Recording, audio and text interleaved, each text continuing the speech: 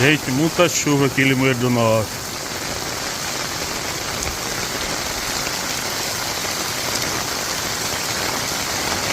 Segunda-feira, 20 de maio.